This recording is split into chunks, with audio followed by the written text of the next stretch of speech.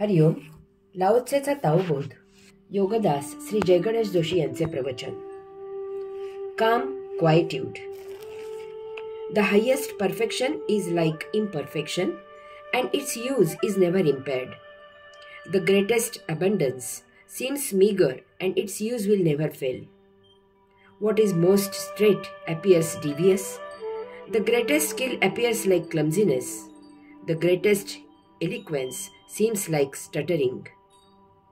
Movement overcomes cold, but keeping still overcomes heat. Who is calm and quiet becomes the guide for the universe. स्थिर शांतता. परिपूर्ण अचूकतेत परिपूर्ण उणीव असल्यासारखे असते आणि तरीही त्याची उपयुक्तता जराही बिघडत नाही.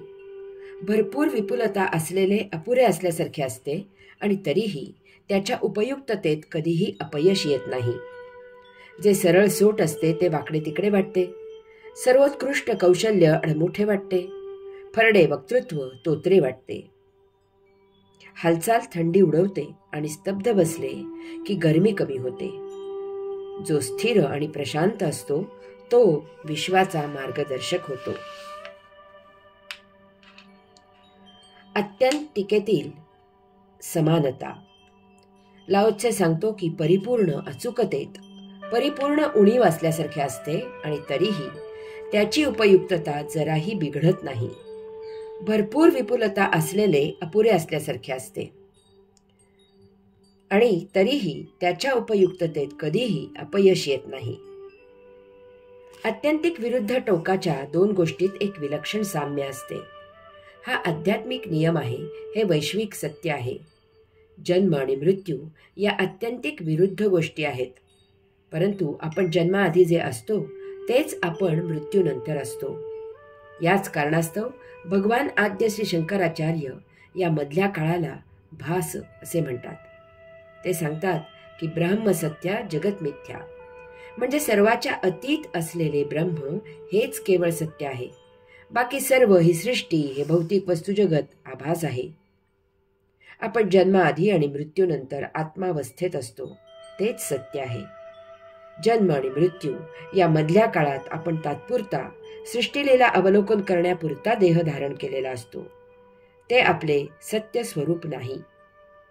नाटकात किंवा सिनेमात काम करण्यासाठी नट नटी एक वेगळे रूप तात्पुरते धारण करतात. नाटकात एखादा पुरुष बाईचे सोंग घेतो किंवा तेव्हा तो मूलतः पुरुषच असतो. त्यावेळी बाई हा भास असतो आणि त्यामागे पुरुष हे सत्य तसेच असते. त्यावेळी बाईचा तो अभिनय करत असतो, परंतु त्यावेळी आपण पुरुष आहोत याचा त्याला कधीही विसर होत नाही. याचप्रमाणे सूक्ष्म, अदृश्य, अरूप, निराकार, प्रशांत, स्थिर, स्थित, निस्तब्ध, मौन, शुद्ध, पवित्र इत्यादी हे आपले मूलभूत स्वरूप आहे. जेव्हा आपण जड, दृश्य, रूपवान इत्यादी प्रकारे देह धारण करतो तेव्हा आपण आपल्या या मूळ स्वरूपापासून तात्पुरते ढळतो. धारण केलेले ते आपले मूळ स्वरूप नसते, परंतु दुर्दैवाने तेथील भौतिक वस्तू जगताच्या अति विलोभनीय, मोहक, भोगमय आकर्षणामुळे आपण आपले मूळ आत्मस्वरूप विसरतो आणि देहादी इंद्रिय आणि मन यांच्या आहारी जातो. लाओत्से सांगत आहे की तरीही काही बिघडले नाही. तो आपल्याला दिलासा देत आहे की यामधूनही आपण स्वतःला सावरू शकतो. त्यासाठीच त्याने या 45व्या प्रकरणात 77व्या क्रमांकाच्या या ओव्या रचल्या आहेत. येथे त्याने अनेक उदाहरणे दिली आहेत की जसे दिसते तसे नसते हे लक्षात घ्यावे आणि वेळीच आपल्याला सावरावे. त्यायोगे आपण वैश्विक आनंद प्राप्त करू. दोन आत्यंतिक विरुद्ध टोकाच्या गोष्टी शेवटी एकाच ठिकाणी मिळतात. त्यामुळे तुम्ही भौतिकामधून सुटका करून घेण्यासाठी त्यामधून पूर्ण माघार घेऊन शून्य व्हा किंवा सर्वाच्या अतीत जाऊन पूर्ण व्हा. शून्य आणि पूर्ण हे दोन मार्ग विरुद्ध असल्यासारखे भासतात, तरीही त्यांची उपयुक्तता एकच आहे आणि ती म्हणजे मुक्ती.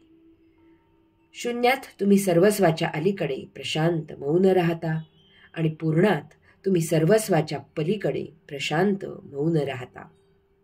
दोन्ही अवस्थेत तुम्ही आत्मस्वरूप होता, मुक्त होता. अगतीतील परमगती. आध्यात्मिक विज्ञानाने अगतीतील म्हणजे शून्यातील परमगती म्हणजे पूर्णगती जाणून घ्यावी. तसेच पूर्णगतीत म्हणजे पूर्णात अगती म्हणजे शून्यत्व साध्य होते हेही जाणून घ्यावे. दोन्हीतील समानता जाणावी. शून्य आणि पूर्ण, पूर्ण आणि शून्य एकच एक आहेत. तेच परमज्ञान आहे. त्या योगे या विलोभनीय स्वनिर्मित सृष्टी लीलेचा कैवल्यानंद घेत मुक्ती मिळणे शक्य आहे. जन्म किंवा मृत्यू अशा काही घटना प्रात्यक्षिक स्वरूपात होत नसतात. त्या आपल्या विश्वयात्रेच्या अवस्थांचे केवळ कथन आहे. स्वस्थानापासून ढळून वैश्विक यात्रा आरंभ करणे म्हणजे त्याचे जन्म असे वर्णन आहे आणि वैश्विक यात्रा संपन्न करून स्वस्थानी गमन करणे म्हणजे त्याचे मृत्यू हे वर्णन आहे. वैश्विक यात्रा आरंभ करताना एकदाच जन्म होतो आणि तिची समाप्ती करताना एकदाच मृत्यू होतो. यामध्ये 84 लक्ष देही अनेक वेळा केवळ देह बदल होतो. ते नवनवीन देहांचे स्थित्यंतर असते.